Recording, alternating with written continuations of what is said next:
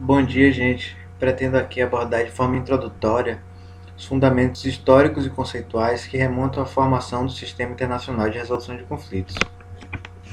Nesse sentido, a gente percebe que é uma matéria que ganha mais visibilidade após a ocorrência de duas guerras mundiais e após a criação da ONU em 1945. Porém, a discussão sobre a resolução pacífica de controvérsias ela é anterior a ambos os eventos. Um dos primeiros esforços para tratar sobre o tema foi a convocação da Convenção para a Solução Pacífica de Conflitos de 1889, ocorrida em Haia, nos Países Baixos, quando o cenário histórico de industrialização e expansão do comércio exigia medidas de salvaguarda por parte dos países, visando a contenção de conflitos econômicos, a contenção da polarização política e da corrida armamentista em curso. O cenário mundial dos sistemas de relações internacionais que se conformaram naquele período, desse modo, tornava imprescindível a realização de uma convenção sobre a resolução pacífica de controvérsias. Tema esse que foi inclusive incorporado ao nome oficial das Convenções de Haia.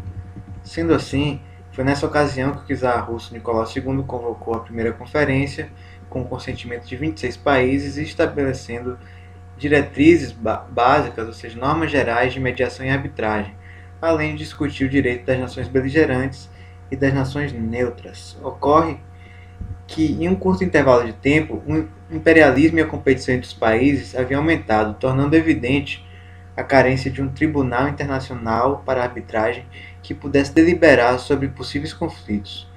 Desse modo, a segunda Conferência de Paz de Haia veio a suprir a necessidade advinda de um novo contexto político e econômico, revelando que as circunstâncias de suas ocasiões contribuíam para o aprimoramento do direito e do conhecimento vigente até então sobre como resolver pacificamente as controvérsias, bem como contribuía para avanços sobre o que seria admitido no campo de batalha caso a guerra se tornasse inevitável.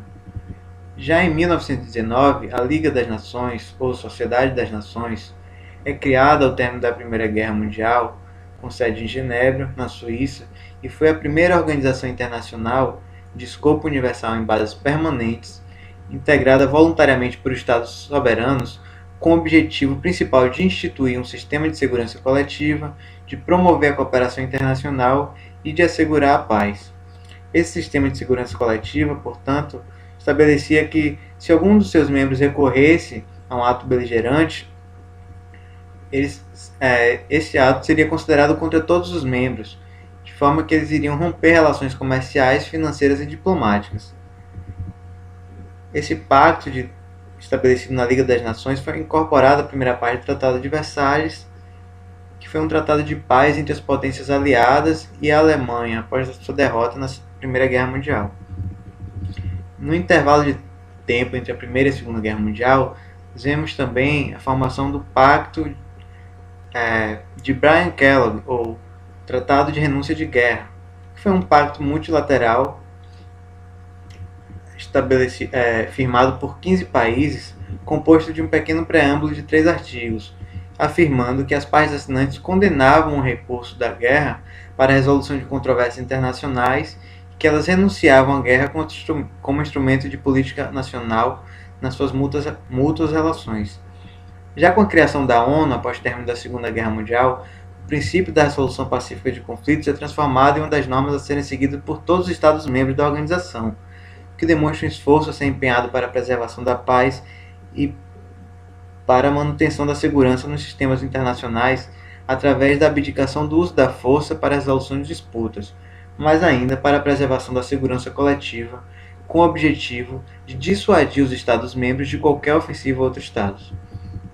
Posteriormente, a gente vai ver ainda o desenvolvimento de um contexto político e econômico que dá origem, em 1948, ao chamado Pacto de Bogotá, que prevê a utilização exclusiva de meios pacíficos para resolver disputas no âmbito do continente americano, objetivando a criação de uma zona livre de conflitos armados.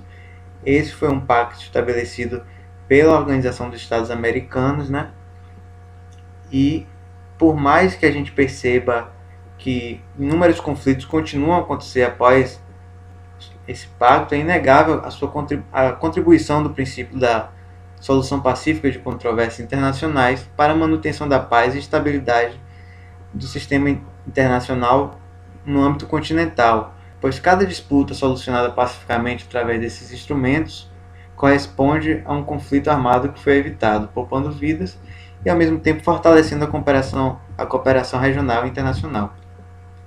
Agora, tratando brevemente dos fundamentos conceituais que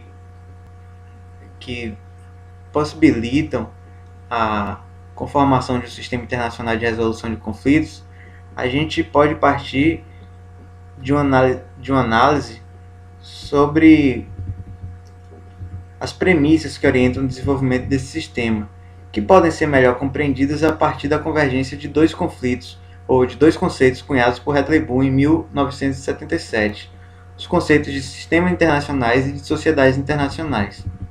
Sob a ótica dos referidos conceitos, podemos visualizar que a relação estabelecida entre o Sistema Internacional de Resolução de Conflitos e os sistemas internacionais se configura a partir de relações internacionais entre Estados que são impulsionadas pelo objetivo geral de preservação da paz e da segurança no âmbito dos sistemas internacionais que elas integram, visto que até as mesmas relações unilaterais dos Estados impactam direta ou indiretamente nas relações de cooperação e de conflitos que eles venham estabelecer com outros Estados inseridos no âmbito de um mesmo sistema internacional.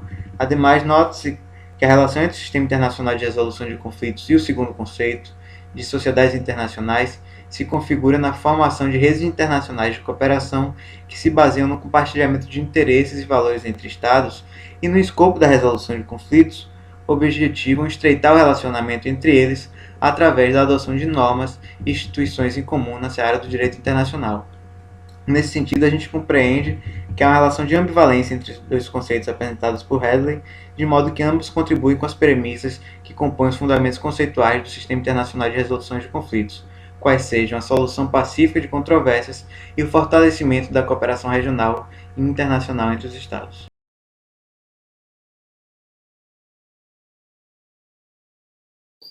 Eu vou falar um pouco sobre as formas de atuação e finalidades do sistema de soluções de conflitos internacionais.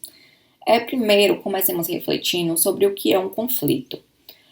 No cenário dos conflitos internacionais, podemos ter este significado expresso em uma situação na qual os interesses de dois atores são percebidos como incompatíveis. No caso, sendo que cada ator vai agir de maneira a tentar se proteger e garantir, a satisfação do seu interesse.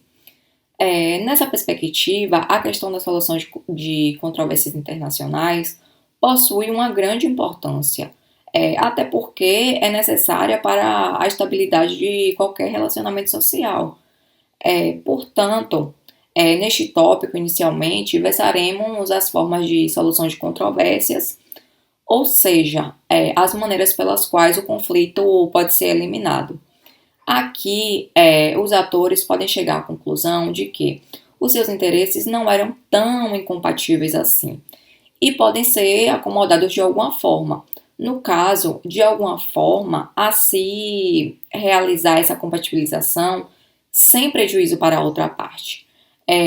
Isso podendo se dar de modo em que um dos atores renuncia ao seu interesse em favor do outro, ambos os atores renunciam seus interesses, ou os atores cedem mutualmente e chegam em uma situação onde os interesses de cada um são atendidos mutualmente também.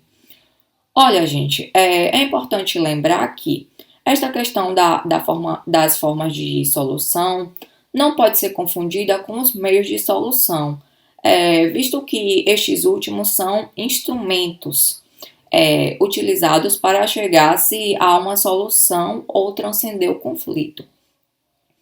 Ainda no que diz respeito às formas, podemos compreendê-las como diplomáticas, não judiciais no caso, políticas, jurisdicionais ou jurídicas e coercitivas.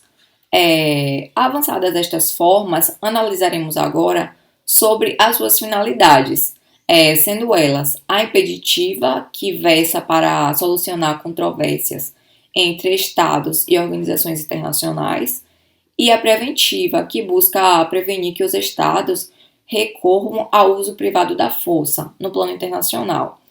E isso, né, que é proibido pela Carta da ONU, salvo engano, no artigo 2º, parágrafo 3º. E isso tudo com o intuito de fazer com que os sujeitos internacionais resolvam suas disputas de forma pacífica, evitando que tais litígios, né, degenerem em algum tipo de conflito armado. Todo este ideal que aqui foi trazido e dito, né, está expresso na Carta das Nações Unidas, a qual determina que numa controvérsia as partes devem procurar, antes de tudo, né, chegar a uma solução por algum dos meios nela expostos. E este ideal, mais adiante, será especificado pelos meus colegas.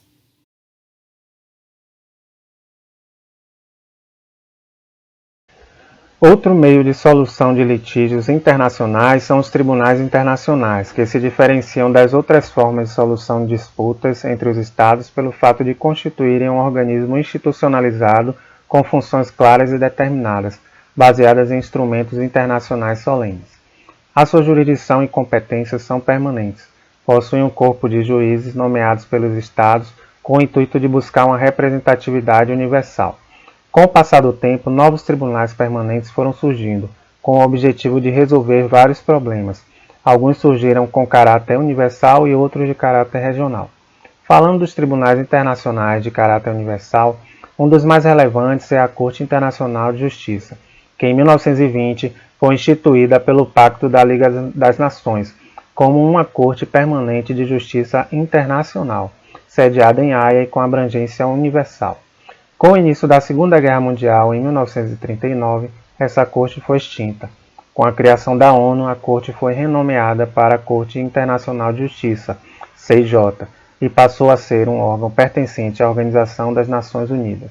Essa corte é composta por 15 juízes eleitos pela Assembleia Geral e pelo Conselho de Segurança da ONU, com mandato de 9 anos, sendo permitida a reeleição, porém há a renovação de 1/3 a cada 3 anos. A CIJ possui competência contenciosa e consultiva. A contenciosa é exercida através do julgamento de litígios entre Estados. A jurisdição da CIJ é estabelecida pelo depósito, por parte do Estado, junto ao secretário-geral da ONU, de uma declaração na qual conste a aceitação incondicionada da jurisdição da CIJ, no momento em que subscreveu o Estatuto da Corte ou a qualquer tempo. A jurisdição da Corte não é automática e depende da vontade dos litigantes. Hoje, apenas 52 países reconhecem a jurisdição obrigatória da CIJ. Com relação à competência consultiva da CIJ, esta se verifica pela emissão de pareceres consultivos por parte da Corte, desde que os pedidos se refiram a qualquer questão de ordem jurídica, envolvendo os Estados-membros e os órgãos da ONU ou as entidades especializadas devidamente autorizadas pela Assembleia Geral.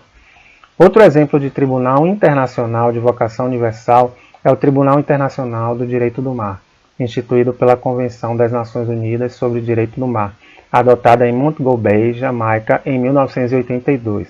Este tribunal tem sede em Hamburgo, na Alemanha, e seu domínio temático é a mencionada Convenção e, portanto, todo o direito referente aos espaços marinhos e às suas extensões. Outro tribunal que merece ser mencionado é o Tribunal Penal Internacional, TPI. O movimento pela criação de uma corte internacional para julgar os crimes internacionais se deu após a Primeira Guerra Mundial. A Segunda Guerra Mundial trouxe à tona novamente a questão. Nessa perspectiva, em 1945, foi instituído pelo Acordo de Londres o Tribunal Militar Internacional de Nuremberg, com o fim de julgar os grandes criminosos de guerra dos países europeus do eixo. Já no Tribunal Militar Internacional de Tóquio, foram julgados os criminosos japoneses. Só em 1998 que a Conferência das Nações Unidas aprovou a criação de uma Corte Criminal Internacional Permanente com sede em Haia. O Estatuto de Roma, que aprova a criação do tribunal, entrou em vigor somente em 2002. O Tribunal Penal Internacional tem personalidade internacional e competência para julgar crimes de genocídio, crimes contra a humanidade, crimes de guerra e crimes de agressão. Para um Estado se tornar parte do TPI, basta a simples ratificação da Convenção. No caso dos Estados que não façam parte, a jurisdição será exercida se os mesmos depositarem, junto ao escrivão, uma declaração de que aceitam a jurisdição do tribunal no caso em particular. No que se refere aos tribunais internacionais regionais, pode-se mencionar o Tribunal de Estrasburgo e o Tribunal de São José da Costa Rica, cujas competências estão limitadas às questões relativas à proteção dos direitos humanos. Ademais, o sistema europeu também serviu de modelo para o sistema americano de proteção dos direitos humanos.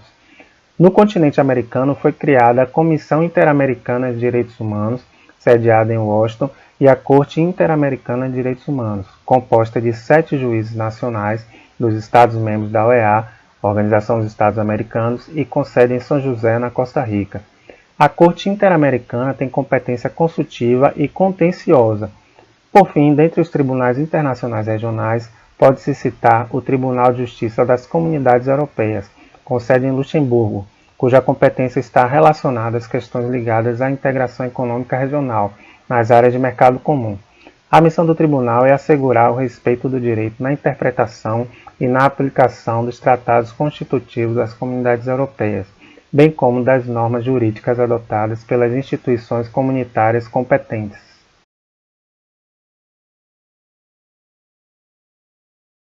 Então, quanto ao meio de solução pacífica de conflitos, temos primeiros diplomáticos, no qual está contido negociações, bons ofícios, mediação, conciliação, inquéritos, consultas e arbitragem.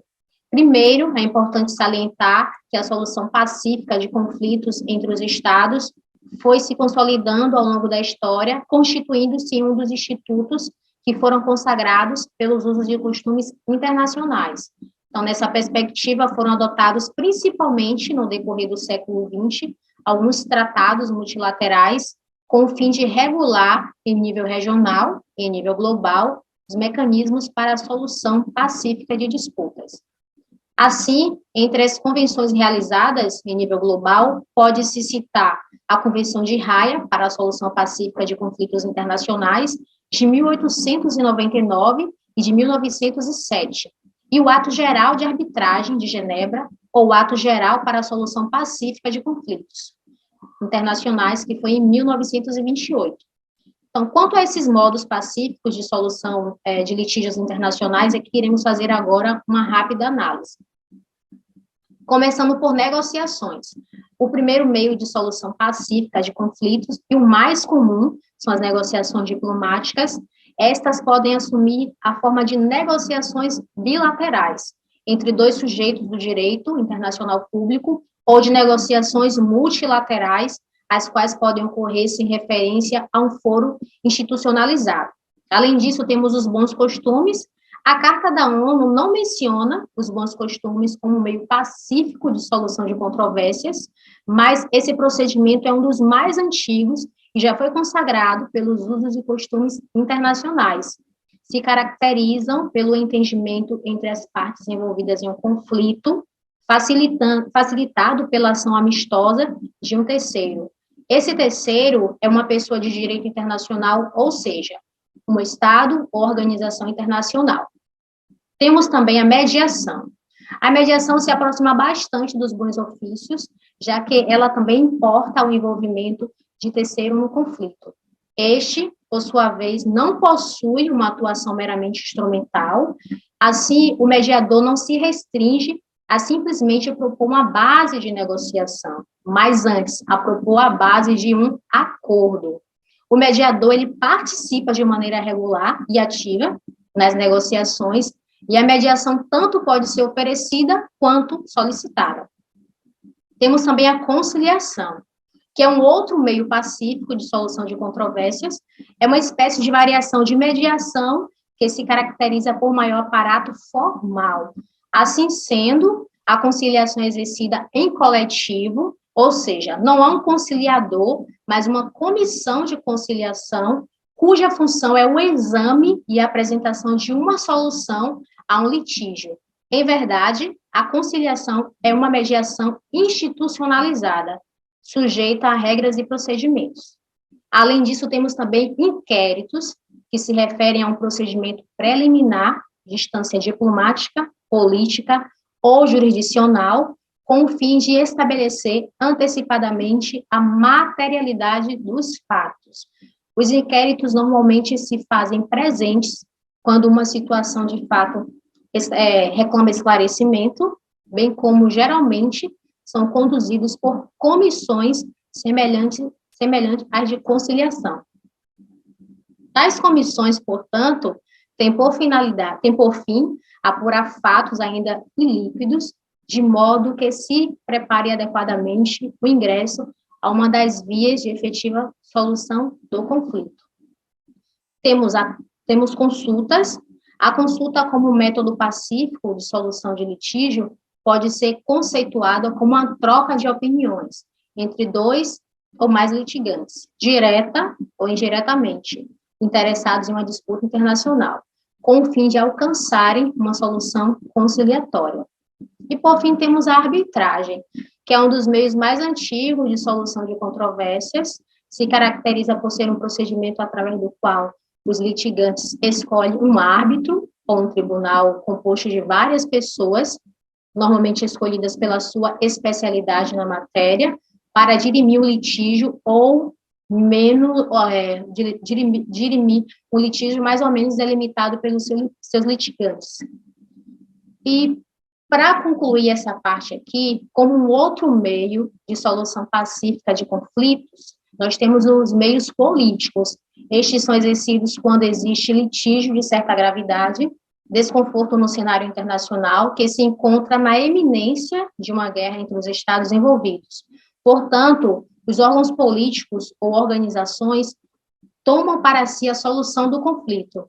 Eles podem agir mesmo à controvérsia de uma das partes, quando a outra manifesta interesse, ou mesmo a controvérsia de ambas as partes. Cabe à Assembleia Geral, nesse caso, e ao Conselho de Segurança das Nações Unidas intervirem como instância política de solução de conflitos. Geralmente, o Conselho de Segurança é o mais utilizado, a solução geral provisória, e não é toda a controvérsia que pode chegar até lá, apenas as graves e de difícil solução.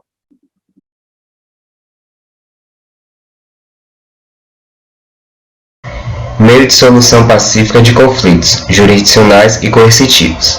A doutrina tem como meio de soluções pacíficas jurisdicionais a arbitragem e a solução judiciária. A arbitragem é um procedimento por meio do qual os litigantes escolhem um árbitro ou um tribunal, costumeiramente é selecionado com base na especialidade da matéria, bem como a neutralidade e a imparcialidade para eliminar o litígio delimitado pelos litigantes, através de um procedimento estabelecido igualmente pelas partes, ou impostas pelo árbitro por delegação dos estados partes. Existem dois tipos de arbitragem, que são a voluntária ou facultativa e a permanente ou obrigatória. A voluntária surge de um litígio que não era previsto. Trata-se de um compromisso entre as partes para solucionar um conflito. Nesse compromisso, as partes declaram as regras do direito aplicável, escolhem o árbitro ou tribunal, estabelecendo prazos e regras, comprometendo-se a cumprir a sentença arbitral como um preceito jurídico obrigatório. A permanente consiste em um acordo pré-estabelecido, no qual prevê que, caso venha a ocorrer uma divergência entre eles, estarão subordinados a chegar em uma solução arbitral. A Corte Permanente de Arbitragem foi criada na primeira Conferência de Haia, em 1899, e revisada na segunda conferência, em 1970, com a finalidade de impulsionar a evolução da arbitragem para o tipo judiciário, com a criação de um tribunal e o desenvolvimento de jurisprudência. Porém, com a constituição da Corte Permanente de Justiça Internacional, esse instrumento tornou-se raro de ser usado por parte dos Estados, preferindo recorrer para as resoluções de conflito através das cortes. A arbitragem cresce em importância diante da emergência dos fenômenos das integrações econômicas, as quais necessitam de soluções para os litígios por órgãos técnicos especializados na economia, mais do que os tribunais judiciários. A solução judicial. Em 1920, foi criado pelo Pacto da Liga das Nações uma Corte Permanente de Justiça Internacional. A Corte foi extinta em 1939, com a eclosão da Segunda Guerra Mundial. Com a criação da ONU, a Corte foi renomeada para a Corte Internacional de Justiça, CIJ, elevada ao status de órgãos da ONU. A Corte pode ser invocada primeiramente quando houver um tratado bilateral ou multilateral, que ocorrendo uma divergência sobre a sua interpretação ou aplicação, as partes recorrem à jurisdição da CIJ. Outra possibilidade é pela submissão por um Estado de uma demanda à jurisdição da Corte ou pela aceitação expressa ou tácita por outro Estado da jurisdição. Quando os meios pacíficos de resolução de controvérsias internacionais são esgotados, o convencimento para a resolução se dá pela força. Esses são os meios chamados de meios coercitivos, não chegando a um estado de guerra, embora gerando grandes tensões. Os meios coercitivos mais usados são retorção, represália, embargo, bloqueio pacífico, boicotagem e rompimento das relações diplomáticas. A retorção é o ato em que o Estado ofendido responde com as mesmas medidas, sem violação ao direito internacional. Não se trata de um ato de ilegalidade nem violação de direito, mas também não se pretende punir. Se trata de uma troca de farpas. Exemplo, o aumento de taxas alfandegárias entre os conflitantes. A represália. Já a represália são medidas que violam o ordenamento internacional. São mais violentas, em geral. Certas medidas são contrárias às regras de direito da gente, costumam ser justificadas como uma resposta a uma violação anterior ao direito internacional. Seria uma espécie de legítima defesa, nem sempre proporcional, o que gera uma situação de instabilidade entre os Estados-partes. Pode ser negativa ou desarmada, quando o Estado se nega a cumprir obrigações decorrentes de um pacto, ou pratica atos que são proibidos, ou positivas, também chamadas de armadas. São quando um Estado, por meios militares, executam atos contra pessoas e bens do Estado com quem está em litígio. Como podemos notar, a represália é contrária aos ideais de paz e de segurança internacional previstos na Carta das Nações Unidas. O embargo, assim como o bloqueio pacífico e a boicotagem, é uma forma de represália. Consiste no sequestro, em tempo de paz, de navios e cargas de um Estado estrangeiro que estejam nos portos ou águas territoriais do Estado que pratica a ação. É um meio que foi abandonado pela prática internacional e condenado pela doutrina, pois em geral atinge particulares e se mostra ineficaz para a colaboração com o fim dos conflitos. O bloqueio pacífico. Trata-se de um dos meios que o Conselho de Segurança das Nações Unidas pode recorrer para obrigar determinado Estado a proceder de acordo com a Carta. Caracteriza-se pelo impedimento, por meio da força armada, da comunicação de um país com os outros membros da comunidade internacional, com o fim de obrigar a nação coagida a proceder de determinado modo. A boicotagem consiste especificamente na proibição de relações comerciais com os nacionais do Estado que violou as regras do direito internacional. O boicote pode ser estabelecido por ato oficial ou de particulares. Quando empregada em tempos de paz, é uma medida coercitiva. Já em tempos de guerra, é uma forma de neutralizar a potência inimiga. A ONU, em seu artigo 41, tem a boicotagem como uma das medidas a serem tomadas para tornar efetiva as decisões do Conselho de Segurança. Foi utilizado, por exemplo, no combate ao apartheid na África do Sul em 1984. E por último, o rompimento das relações diplomáticas. É utilizada quando o litígio chega ao seu extremo, onde não é mais possível o diálogo entre as partes. Está prevista no artigo 41 da Carta das Nações Unidas, como uma medida que pode ser recomendada pelo Conselho de Segurança para aceitação das suas decisões em casos de ameaça à paz internacional. Uma medida que traz um inoportuno corte da possibilidade de negociações futuras, considerado como uma declaração preliminar do estado de guerra. Por isso, é aconselhado a ser utilizado como último recurso da resolução de conflitos.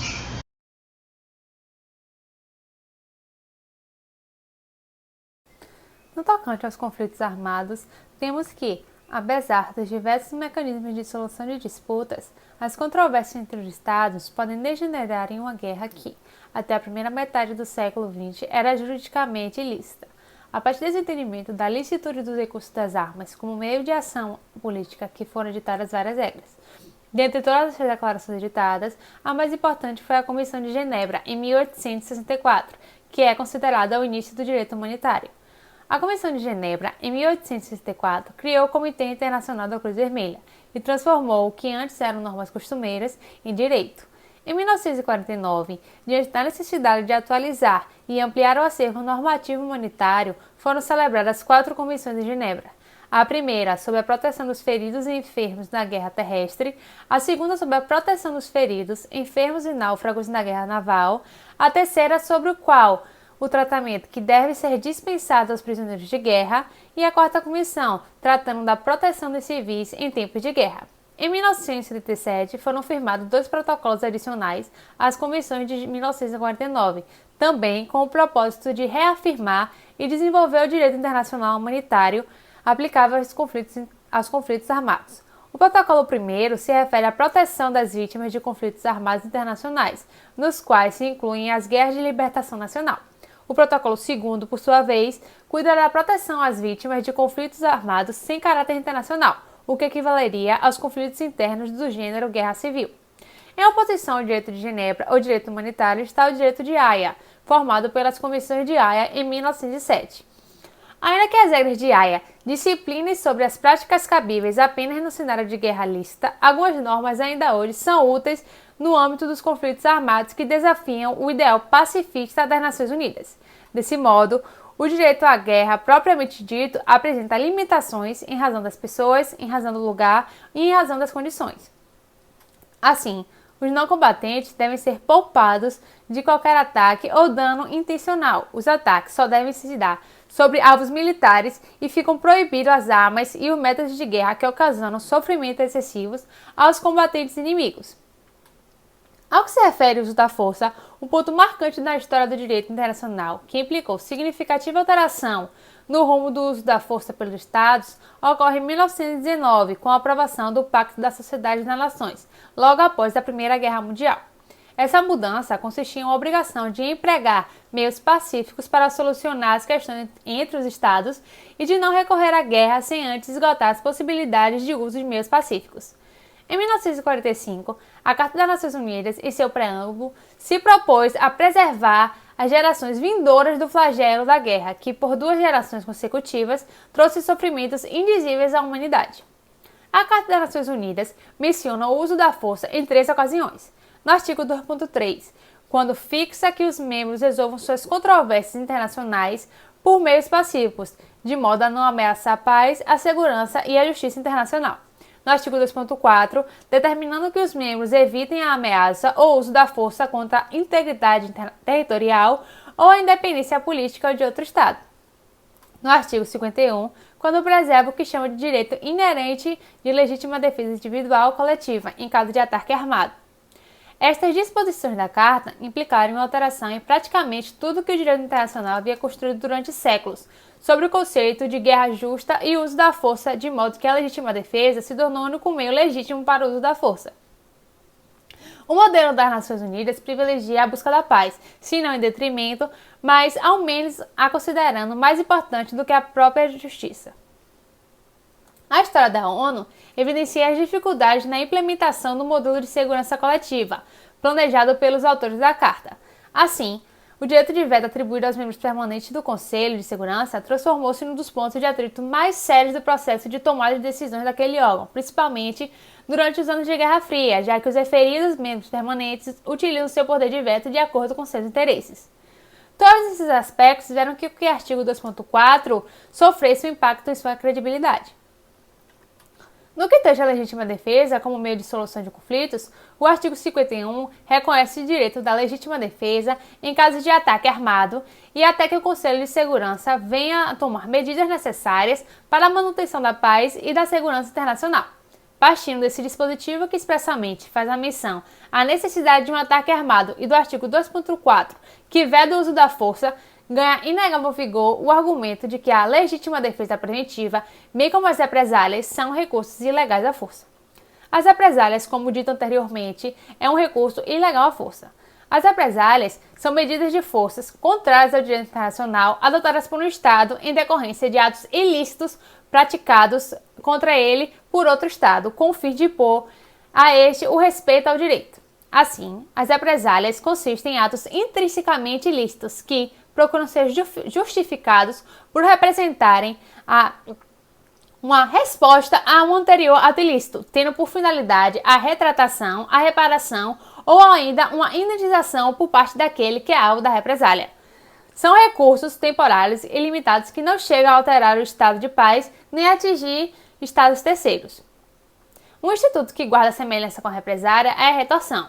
Esta distingue-se da represália, visto que se dirige contra um determinado estado que praticou um ato, mas sem violação manifesta do direito internacional. Dessa forma, o ofendido aplica ao ofensor as mesmas medidas que foram aplicadas em relação a ele. Temos como exemplo a utilização da retorção, casos de expulsão de cidadãos estrangeiros, ou ainda a solicitação de retirada de diplomatas, representantes do Estado contra o qual se pretende reagir. A partir do exposto, verifica-se que vários são os instrumentos internacionais firmados ao longo da história, com o intuito de fazer com que os sujeitos internacionais resolvessem as suas disputas de forma pacífica, evitando que tais litígios degenerassem em algum tipo de conflito armado. Esse ideal, nos dias atuais, está disposto na Carta das Nações Unidas, a qual determina que as partes devem procurar, antes de tudo, chegar a uma solução por negociação, por inquérito, mediação, conciliação, arbitragem, solução judicial, recurso a entidades ou acordos regionais ou a qualquer outro meio pacífico.